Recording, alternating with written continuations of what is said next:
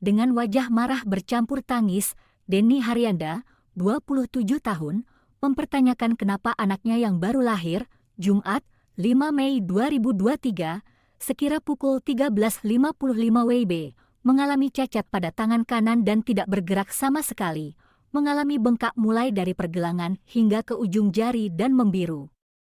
Padahal berdasarkan 6 kali USG, kondisi bayi dalam kandungan dalam keadaan sehat dan normal.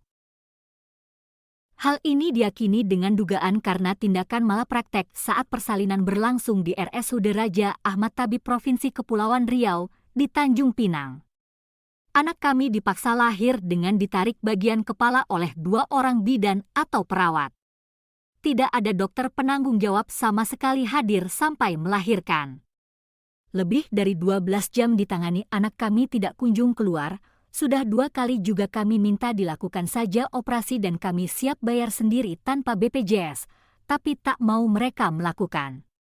Akhirnya dengan malapraktik ini, anak kami lahir dengan cacat, kata Denny, didampingi istrinya Winda Oktaviani, 29 tahun.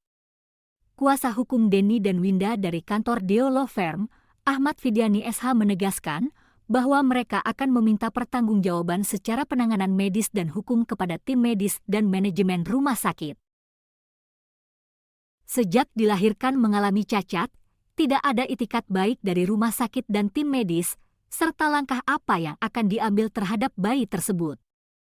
Kami sudah mendatangi, meminta keterangan dan pertanggungjawaban pihak rumah sakit maupun tim medis pada Senin, 8 Mei pagi.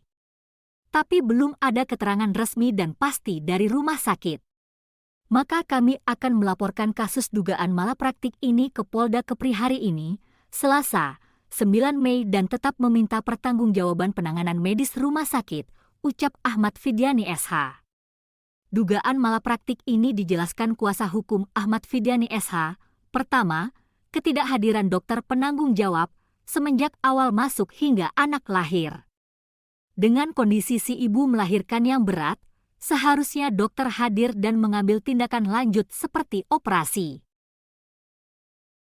Kedua, si bayi dikeluarkan secara paksa, dengan ditarik bagian kepalanya oleh 2 orang bidan atau perawat, dengan ditarik dengan posisi lurus, bukan arah bawah sesuai penanganan kelahiran bayi. Dan inilah diduga menyebabkan anak bayi ini lahir cacat. Dan saat orang tua bayi ini dipanggil dokter ortopedi, dikatakan kemungkinan bayi mengalami RB palsi. Kita pelajari, RB palsi ini salah satu kemungkinannya kelalaian atau kesalahan dalam proses persalinan. Dan masih banyak keluhan lain yang nanti kita dalami lebih jauh untuk melengkapi berkas pelaporan secara hukum, terang Ahmad Fidyani. Alibi yang memperkuat dugaan malapraktik, dikatakan Ahmad Fidyani, bahwa berdasarkan 6 kali USG, kondisi bayi dalam kandungan dalam keadaan sehat dan normal.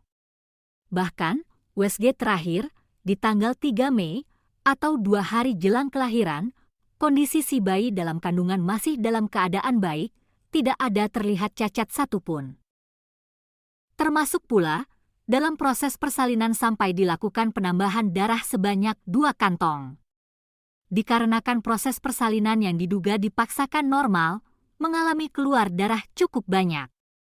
Sementara itu, Iqbal, fungsional humas RSUD Raja Ahmad Tabib, dikonfirmasi via telepon, membenarkan telah terjadi pelaporan keluhan pasien oleh keluarga dan kuasa hukum pada Senin 8 Mei 2023 pagi.